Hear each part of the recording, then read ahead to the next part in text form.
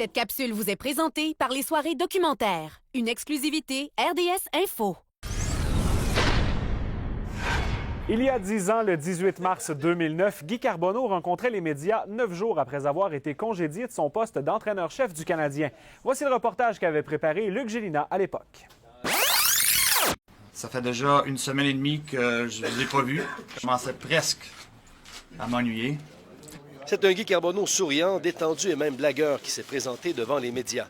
Quelques jours de ski et une semaine et demie de repos l'ont aidé à se remettre du choc imprévu qu'il a encaissé, sauf qu'il ne comprend toujours pas ce qui a mené Bob Gainey à prendre la décision ultime de le congédier.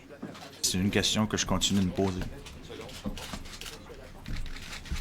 Je peux pas dire d'autre chose. Je veux dire, comme je te dis, je pensais vraiment que même avec les difficultés qu'on connaissait, on savait ce qui se passait, là, qu'elle arrivait d'ici la fin de la saison, avec tous les matchs à la maison. Je pensais vraiment qu'on avait le potentiel de sortir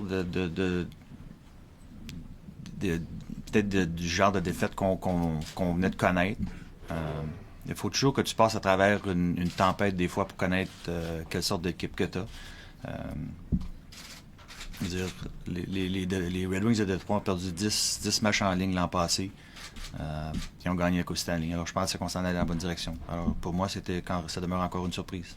Guy Carbonneau est le premier à reconnaître qu'il n'a pas été parfait comme entraîneur du Canadien, mais il accepte mal que certains joueurs prétendent qu'il a perdu son poste parce qu'il ne communiquait pas assez avec eux.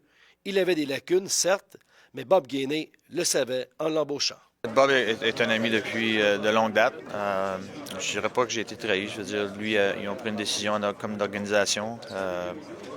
Ils pensaient que c'était la meilleure chose à faire d'ici la fin de la saison. Moi, je crois encore que c'était pas la bonne décision. J'étais encore extrêmement déçu parce que je pense finalement, on s'en allait dans la bonne direction, mais malheureusement, j'aurais pas la chance de montrer que j'avais raison. Lors de son point de presse, Carbo a tenu à préciser que son patron ne lui a jamais imposé ses décisions.